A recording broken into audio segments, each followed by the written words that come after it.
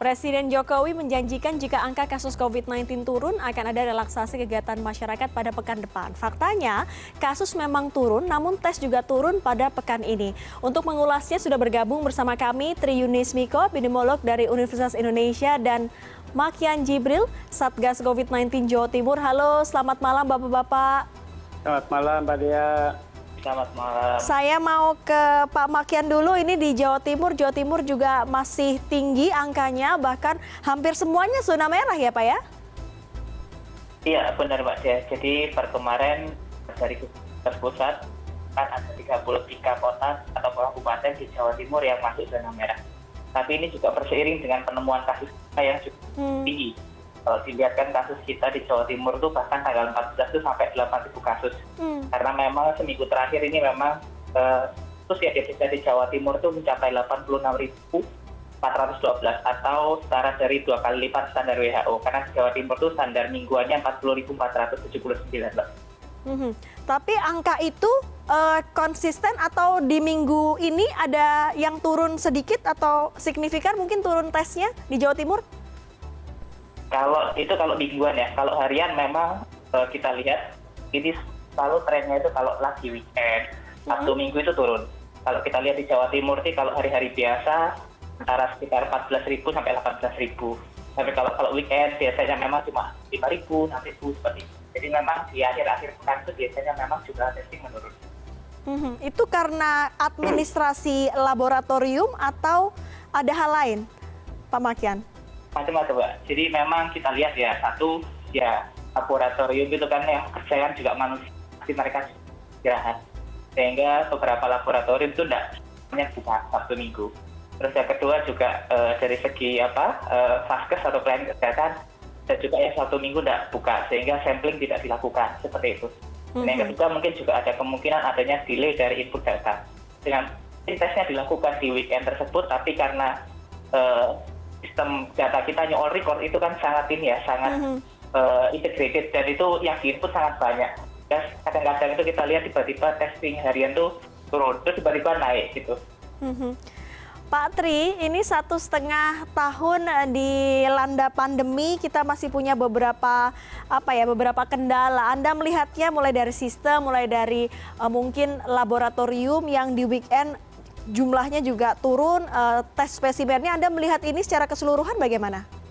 Ya, menurut saya jumlah tesnya meningkat ya dari mulai 1 laboratorium Litbang, kemudian 4, 19, kemudian sekarang sudah ratusan lab yang bisa memeriksa PCR COVID begitu. Dari mulai kemampuannya 10.000, 20.000, 100.000, sampai sekarang kemampuan lab kita mampu memeriksa 300.000, Mbak. Jadi menurut saya ada kemajuannya. 300.000 itu sebenarnya cukup. Kalau lihat target WHO adalah 270.000 tes. Sekarang di Indonesia sudah 300.000 mampu memeriksa spesimen COVID-19. Nah, bukan itu saja sekarang. Masalahnya adalah kita mampu 300.000, tapi yang di masyarakat yang periksa swab antigen tidak dikonfirmasi dengan PCR. Meskipun mereka sudah lapor ke Puskesmas semua. Jadi semua kasus yang probable atau dengan swab antigen tidak ditindaklanjuti oleh Puskesmas untuk diperiksa PCR-nya. Ini maksudnya apa begitu? Jadi saya bertanya dalam hati ini maksudnya apa begitu? Dibiarkan mereka probable dan tidak dilaporkan di dalam surveillance COVID-19. Ini sebenarnya kegagalan surveillance COVID. Oleh karena itu surveillance COVID yang ditangkap sekarang kemarin 38.000, sekarang 49.000. Jadi menurut saya kemampuan surveillance itu belum menangkap seluruh kasus yang ada di masyarakat. Kalau menangkap seluruh kasus yang ada di masyarakat, saya yakin kalau semua yang swab antigen diperiksa sehari kita mungkin se-Indonesia 100.000 Mbak. Sehingga 49.000, 100.000 begitu. Jadi menurut saya ya kalau surveillance-nya tidak mampu menangkap kasus dengan benar di masyarakat, bagaimana mungkin menurunkan kasus COVID di masyarakat.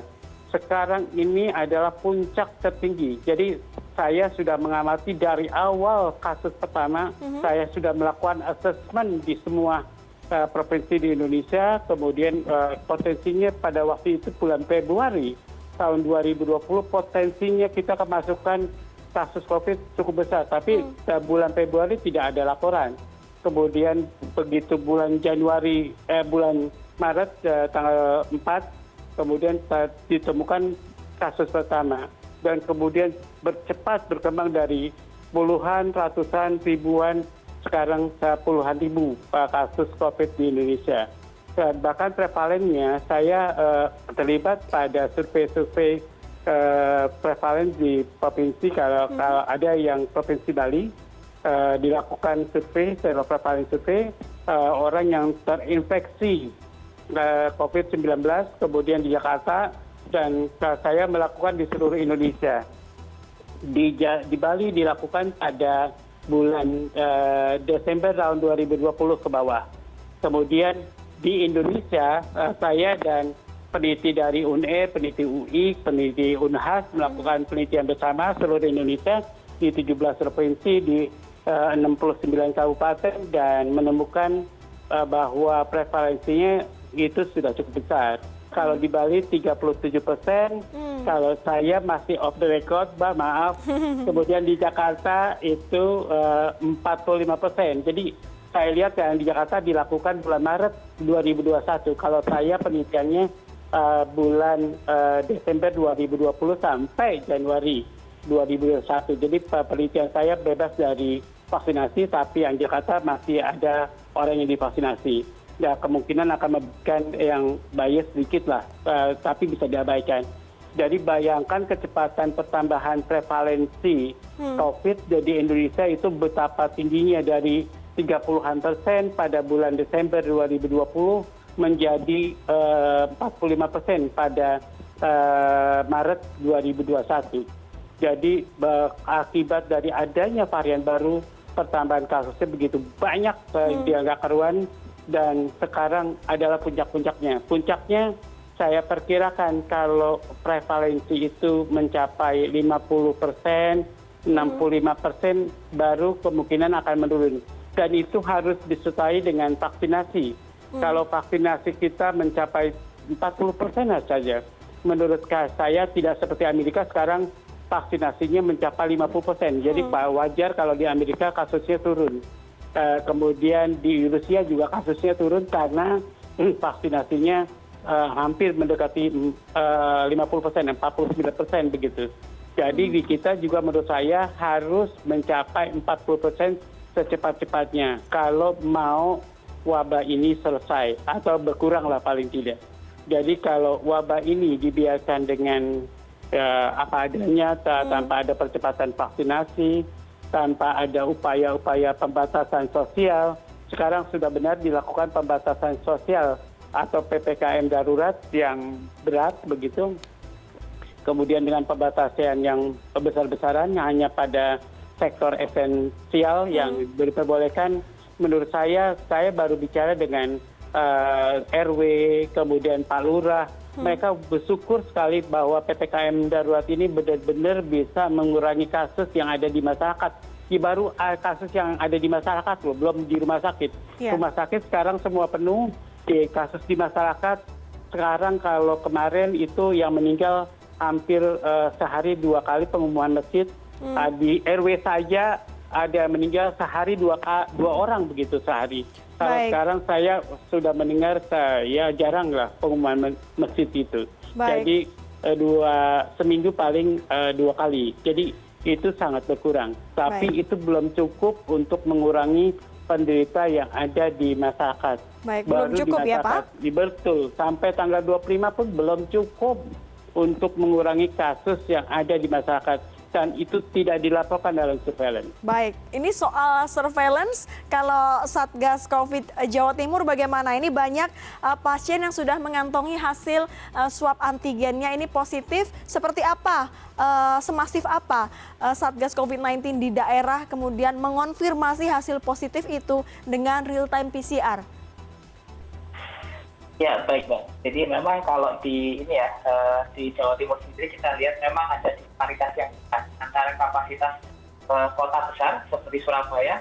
Jawa Timur tuh dari kapasitas 11.900 tes per hari, itu 49,7% itu memang di kota Surabaya. Jadi hampir 50% kemampuan PCR itu terkonsentrasi di Surabaya. Sisanya tersebar di seluruh kota dan kabupaten.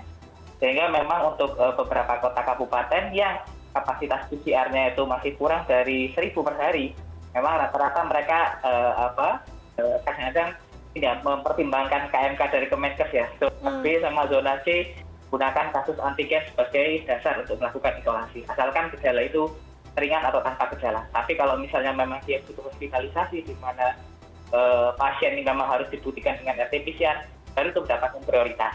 Itu. Tapi kalau di kota-kota besar, insya Allah lalu ketika antigen positif langsung di follow up dengan PCR. Karena di lapangan dengan PCR yang terbatas, biasanya pasien itu tidak sabar itu nunggu hari dari PCR-nya. Di daerah-daerah kabupaten-kabupaten yang kecil itu PCR bisa masih keluar sampai 2 hari gitu kalau misalnya sedang overload.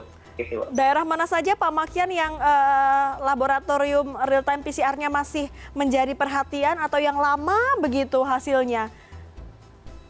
Iya, ini kalau kita lihat dari kapasitas harian ya, dari 47 lab kita ada Kabupaten Pamekasan, Pacitan, Batu, Trenggalek, Bojonegoro, Ponorogo, dan Nganjuk. Itu kapasitas hariannya itu semuanya di atas 500, di bawah 500 per hari. Jadi mereka memang dengan kapasitas yang terbatas, yang didulukan untuk PCR memang orang-orang yang masuk di rumah sakit. Sedangkan yang yang antigen positif biasanya memang tetap isolasi di rumah karantina dari daerah masing-masing, tapi tetap diperlakukan sebagai positif seperti itu.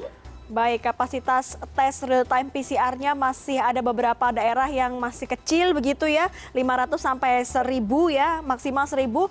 Pak Tri, ini kan jika kasusnya turun terus, meskipun kita juga belum bisa membuktikan apakah ini turun karena memang penularannya berkurang atau tidak, tapi setidaknya jika angkanya turun akan ada relaksasi dari restriksi aturan PPKM ini. Saran Anda kepada pemerintah? Jadi saya sudah menjalankan kepada pemerintah bahwa kasus yang ada di masyarakat harus dihitung. Walaupun itu probable, tetap hitung probable. Karena itu kasus COVID, bukan kasus yang lain, begitu. Baik. Kalau kita mau real ya, bahwa itu kasus COVID. Kemudian kasus yang ada di rumah sakit ada kasus confirm, dihitung menurut saya. Kalau kita mau tahu masalah besarnya COVID di Indonesia, begitu. Jadi menurut saya itu awesome. Jadi yang mati dan sakit harus dihitung.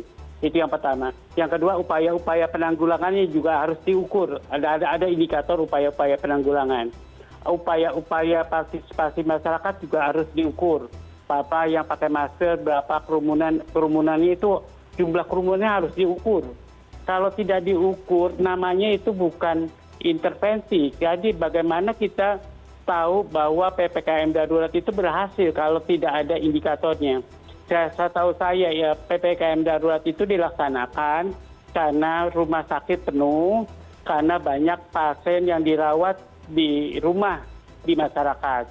Tapi itu sayangnya tidak diukur. Saya tahu ya di masyarakat diukur, tapi dikumpulkan di kelurahan, desa, kecamatan, kabupaten cuman untuk angka saja, tapi tidak sebagai angka surveillance. Gitu. Jadi membuat saya kemudian pemerintah cuma mengumumkan jumlah kasus confirmnya, tidak mengumumkan jumlah kasus probable-nya, tidak mengumumkan berapa yang mati karena kasus probable-nya, hanya mengumumkan yang mati karena kasus confirm-nya. Jadi yang mati karena kasus confirm-nya juga sudah cukup banyak, Mbak. Saya sedih mendengar ya sekarang yang mati itu di atas 1.000. Ya. Bayangkan kita sudah kalah perang dengan kematian setiap hari itu 1.000.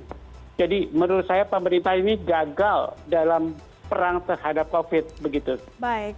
Tentunya ini menjadi perhatian pemerintah. Kasus-kasus probable ini harus dikonfirmasi ya, dites lagi baik yang sakit maupun yang sudah meninggal dunia. Dan tentunya tadi dari Satgas COVID-19 Jawa Timur ternyata tidak semua wilayah punya kapasitas mengetes real time PCR yang cukup tinggi begitu. Terima kasih Pak Tri dan juga Pak Makian sudah bergabung bersama kami pada malam hari ini. Oke, Terima kasih sama-sama. Mbak Dia.